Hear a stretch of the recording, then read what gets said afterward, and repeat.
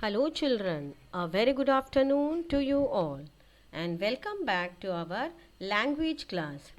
So, children, today we are going to learn a beautiful poem. The name of the poem is The Champa Flower. Now, this Champa Flower poem is written by a great Indian poet, Rabindranath Tagore. Now, children, do you know who is Rabindranath Tagore? Yes, this poem Champa Flower is written by this great poet Rabindranath Tagore. He was born in Kolkata, that is West Bengal, in the year 1861. He wrote poems, stories, and plays in Bengali. His poems and stories were translated in many languages. The collection of his poems, called Gitanjali, is well known throughout the world. He was the first Indian to receive Nobel Prize for Literature. And the very important thing is our national anthem, Jana Gana Mana, was written by Rabindranath Tagore. Okay, children? The national anthem that we sing every day is written by Rabindranath Tagore. So, this poem, The Champa Flower, is written by this great poet. Now, we will learn about the poem. The Champa Flower. Children, I will read the poem and then explain you stanza wise. Supposing I became a champa flower just for fun and grew on a branch high up that tree and shook in the wind with laughter and danced upon the newly budded leaves, would you know me, mother? You would call, baby, where are you? And I should laugh to myself and keep quiet, quiet. I should slyly open my petals and watch you at your work. Okay, now this is a poem of a champa flower. Okay, I will explain the first stanza, children. Supposing I became a champa flower just for fun and grew on a branch high up the tree and shook in the wind with laughter and danced upon the newly budded leaves, would you know me, mother? Now, children, here in the first stanza, the child, okay, who wants to imagine herself as a champa flower. She imagines herself as a champa flower. So, in this poem, the child, okay, that is a girl, wants to play a new role as a champa flower. So, she says, now suppose I became a champa flower just for fun and the flower is on the top of the tree, high up on a branch. And with the wind, when the whole branch shakes, what will happen? The child, okay, the girl will be extremely happy and would enjoy and laugh and dance. Okay, seeing the new leaf growing on the tree. Now the child has a question. The girl is asking, when it becomes a champa flower, will her mother recognize her or know her? Okay. Now the next stanza. You would call, baby, where are you? And I should laugh to myself and keep quiet, quiet. Now here the child says, when the mother searches her and would call her, where are you, my dear baby, where are you? And when the child hears her mother searching, what is the child planning to do? She says she will laugh, that too very quietly, and she will not let her mother know where she is. And I should shyly open my petals and watch you at your work. And now she would slyly means secret, in a secret manner, she would open her petals she would open her petals, and what she will do? She will watch the work done by her mother. Now we will go to the next stanza.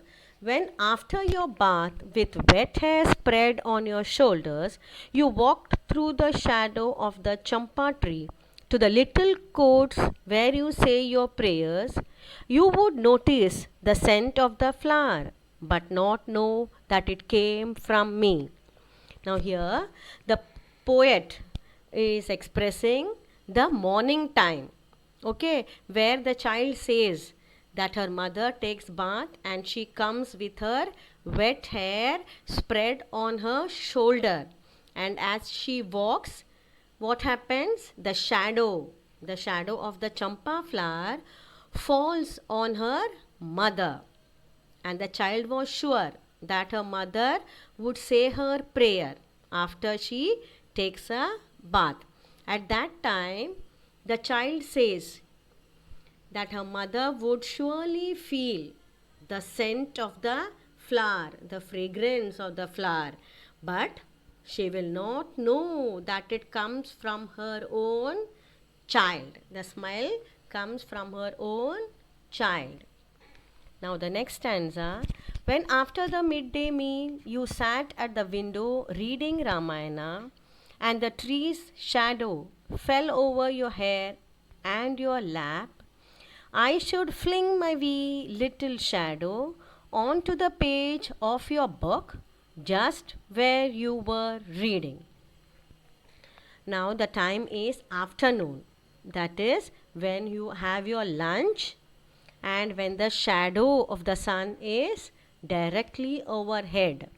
Okay, so it is hot and mother sits at the window to read the holy book Ramayana. So when she is sitting on the windowsill and reading her Ramayana, what happens? The shadow of the tree falls on her hair and also on her lap.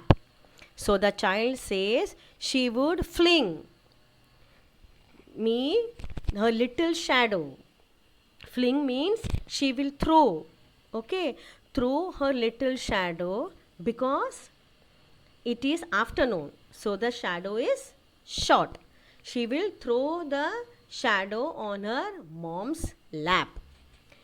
Okay, where will she throw the shadow? On the page of the book where her mother is reading. Okay, that is the page on the page of the holy book Ramayana. But would you guess that it was the tiny shadow of your little child? Again, the child is asking whether her mother would recognize the shadow, that it was the shadow of her own little child. When in the evening you went to the cowshed, I should suddenly drop on to the earth again and beg you to tell me a story. Where have you been, you naughty child? I won't tell you, mother. That's what you and I would say then.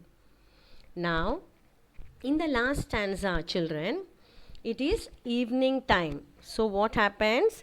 Mother goes to the cowshed and she has a lighted lamp on her hand. Why the lighted lamp? Because it is dark. Okay, it is a time, evening time. So she has a lighted lamp in her hand, and suddenly the child, the girl, thought that she wants to be back on the earth. She wants to get dropped on the earth again because she wants to listen to the story what her mom says at night. Okay, she loves to hear the story which her mother tells her every day. So now when she is back on the earth, her mother will ask, where have you been, you naughty child? I have not seen you from morning. Where have you been? So she doesn't want to tell her mom. She says, I won't tell you, mother. Now the child ends, says that I will not tell you. And children, we all love to do that, isn't it? We don't want to share the secret with even a mom. So, children, it is a beautiful poem written by the great poet Rabindranath Tagore. Hope, children, you all enjoyed and understood the poem. Read the poem and understand. Thank you.